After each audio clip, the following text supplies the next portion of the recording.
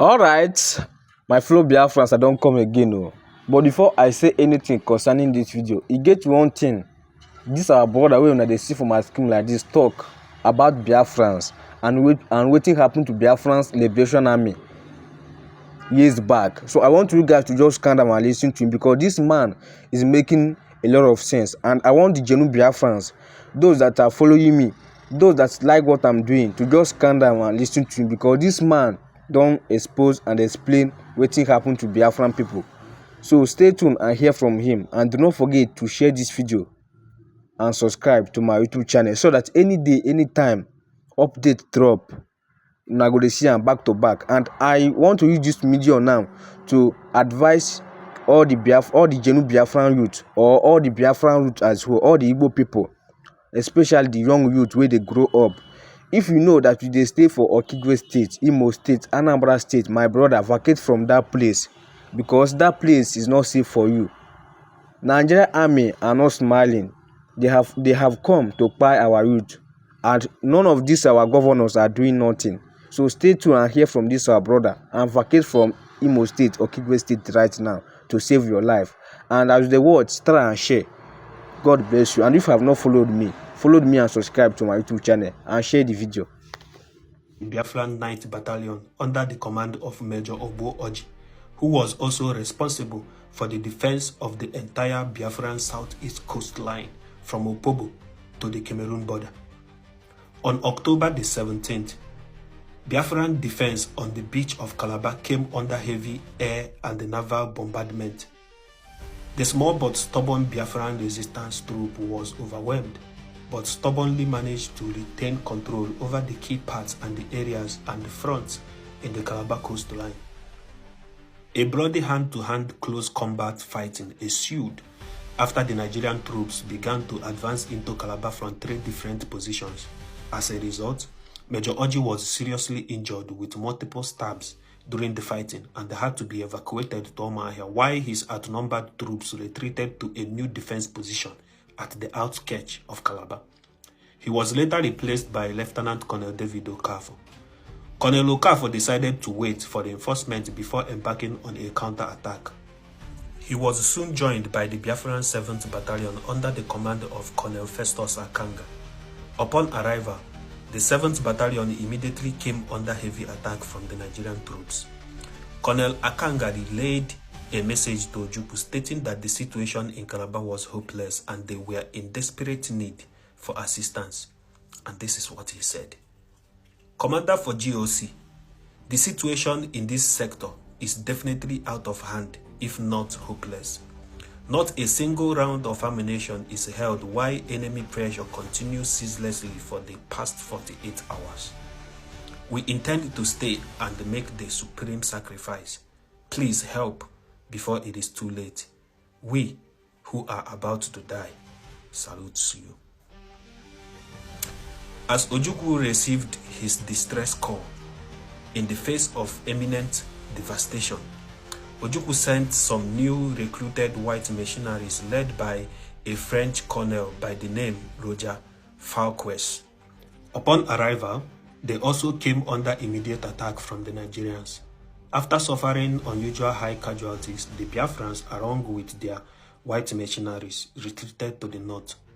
Afterwards, Roger Falquez and the rest of his men abandoned the fight, left Biafra, and never returned.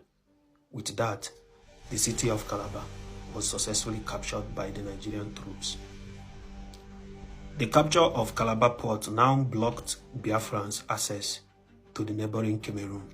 In December 1967, Colonel Mutola's 2nd Division, along with the Nigerian 6th Battalion under Lieutenant Colonel Shehu Musa Yaradua, crossed the River Niger at Eda with a heavy convoy consisting multiple troop carriers, armored personnel carriers, armored cars, petrol tankers, along with an estimated 14,000 soldiers. In early January 1968, Murtala Mohammed led a 2-pinprick attack on the axis of Wudi and Adan, 40 miles south of Nsukka. The town of Wudi was easily taken by the Nigerian soldiers, but from there, while the Nigerian soldiers were circling the town of Wudi, they ran into the Biafran 53rd Brigade under Colonel Christian Ude at Adani. Murtala's troops attacked Colonel Mike Evenso's Biafran 12th Division. Colonel Murtala Mohammed once again displayed an astonishing lack of tactical intelligence, advancing forward with all his troops moving in a close formation. He sustained an overwhelming losses in the hands of the Biafran soldiers, who continued relentlessly harassing them from the flanks of the formation in a guerrilla warfare tactics. However, the sheer weight of the 2nd Infantry Division drove forward and pushed the Biafrans backward while they were taking heavy casualties, and eventually they succeeded in capturing the town of Oka, 35 miles east of Onitsha, on the 19th of January 1968. Unless I forget, Oka is the hometown of the Biafran Army commander, Major General Alexander Mwaduebo. With the road to Onitsha now open to the Nigerian 2nd Division, Ojukwu replaced Colonel Conrad Nwanwo, the commander of the Biafran 11th Division, and put Lieutenant Colonel Joe Achuzie as the new commander of the division, and placed him in charge of the primary defense of the town. And that was when the real game of chess started. As usual, see you on the next episode. It's Almighty. Peace and love. Carrying sirens of seed, whispering that they could improve what the universe perfected before men learned how to walk upright. But I have seen this before, in the dusty libraries where Achebe's spirit still walks, in the hunger years when ships brought aids wrapped in chains.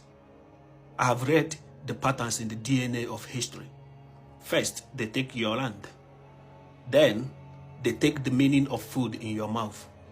They speak of genetic modification like it is a mercy, like the seeds in my grandmother's calabash was broken and needed a foreign tongue to teach it how to grow. As if the dry corn hanging above my grandmother's kitchen, receiving natural preservation through the smoke from the firewood for a whole year, will not grow when it is time for the next farming season. As if the dry okra hanging there will not blossom once it feels the warm embrace of the soil. But I have seen the science, BT toxin stitched into the corn veins, glyphosate tolerance coded into its bone marrow. In the laboratory, life is relating genes from bacteria forced into plants through agrobacterium tumescens, or the particles bombardment gun, as if Mother Earth was a puzzle they had the right to rearrange. Do they tell you how these altered seed divorce themselves from the soil's marriage? How the pollens drift into wide fields, forcing ancestral crops into silent extinction? How monocultures rise like dictatorship, destroying the body diversity that once danced across our farmlands? They sell you higher yields, but gives you sterile seeds. Each one of them is a Trojan horse. So you must return to their gates every planting season, offering coins for what your ancestors once gave you for free. This is not agriculture. This is patent warfare. And I say this to every influencer, every smooth-tongued merchant of the new gospel of GMO. Your hashtags are sharpened fangs. Your sponsored posts are sugar-coated curses. You sell famine in the language of abundance, but the earth knows your lies. The soil knows the difference between a seed born in the rain and the sun and a seed stitched together under fluorescent lights. Do you know that the bees are dying? Colonies collapse in disorder, linked in studies to neonicotinoids and the pesticides, heavy GMO fields. Do you know that the gut microbiome of livestock fed on GMO soil shows altered bacterial plants? Do you know, or do you just catch the check? Pose in the field with you, retained overalls, and call it progress. Ndị Igbo say na agbamondo aneke ntị ọba na udene bụ n'ofe mmiri ka ọ dị. So we are choosing this side of the world where life is sacred. But here you are, selling the unborn seeds of the next generation to the highest bidder. You call it feeding the world. I call it genetic imperialism. Your labs are not temples. They are slaughterhouses for the GMO, where the property of the life is relating in the grammar of profit. And so I return to the elders, to the yam festivals, where each tuber of yam is greeted like a guest, to the millet